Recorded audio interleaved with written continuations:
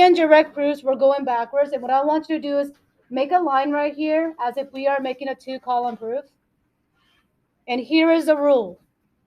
The rule is you start with a negation of the proof. So step 1, you negate, meaning if it says not, we say it is true without the not. Negate the proof. And then your final statement will always be the one that's got negation of something as a given. So for the final, we're going to negate the given.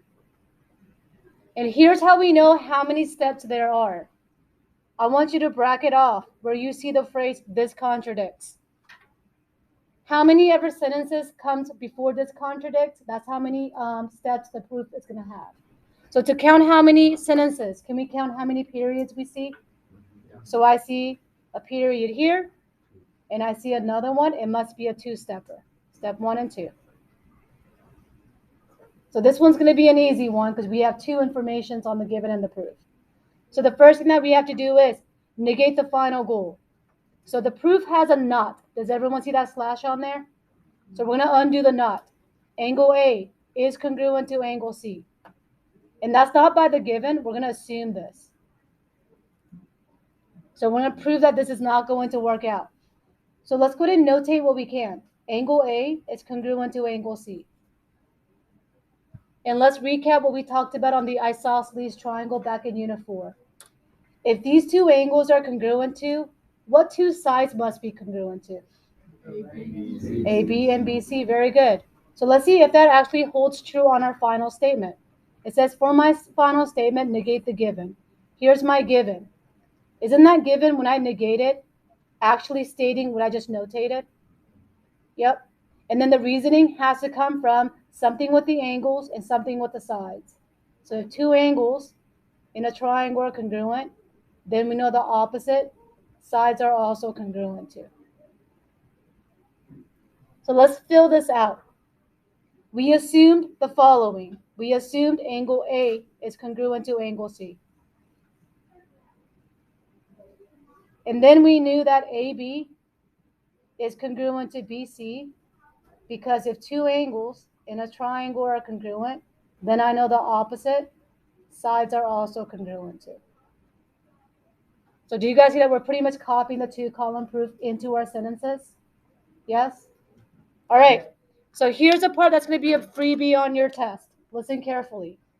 When I give you this contradicts, it's going to be exactly as you see from my original given and the proof.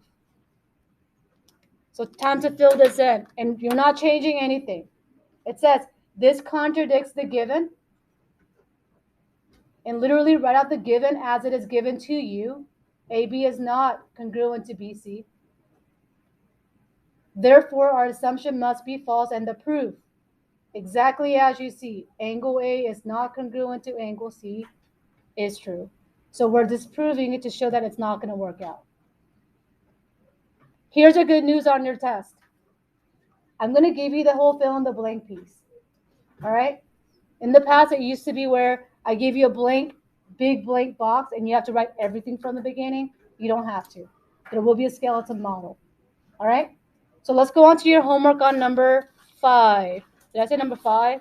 Yes, yep. you did. So let's go over number 5 together. All right. On number 5, since we have some room on the left, I want you to make a 2-column proof. And then let's bracket off where we see the phrase, this contradicts. And then let's also count our how many steps we need by the period. I count 1, 2, 3, 4, 5, and what? 6. So let's put in our steps. So 1, 2, 3, 4, 5, 6 on the left and the right.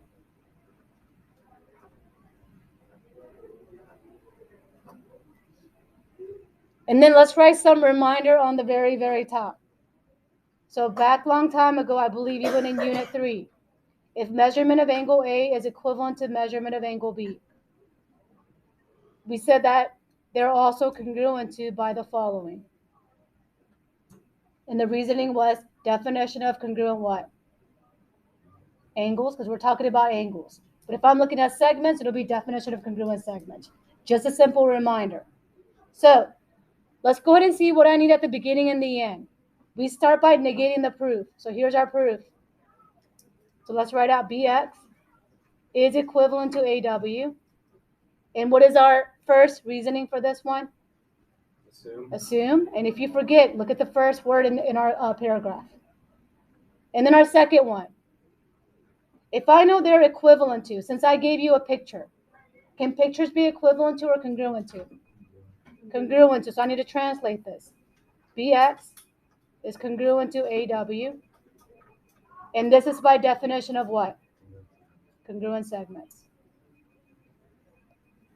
And then let's see what I have on the given. Someone's alarm's beeping. Is it maybe, do y'all hear that too? Is it next door? It's weird, there's no class next door, so someone left some device. All right, now let's go ahead and use our given that is not negated. So I can use that as a given. TA is congruent to TB. That's by the given. Maybe notating would be a good idea, right? BX congruent to AW, those are sides.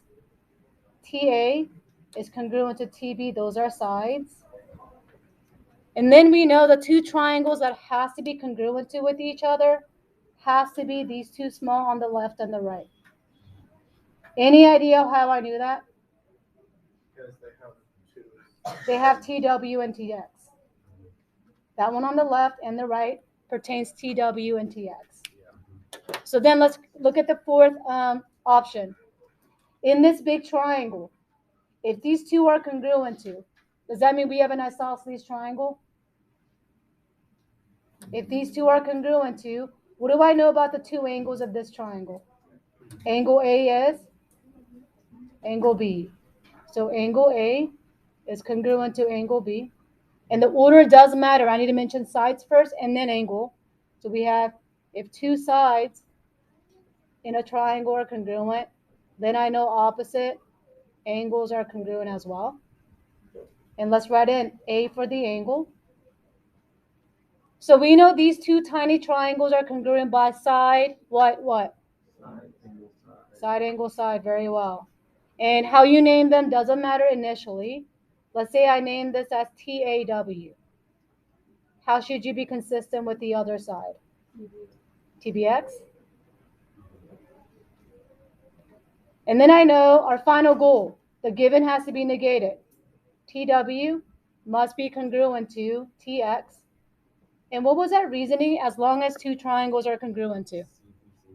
Very good. Corresponding parts of congruent triangles are congruent to. So let's fill this in left to right. So I'm going to use my note card so y'all can see exactly where I'm getting these from in the order. The first thing is the following. We assumed BX is equivalent to AW.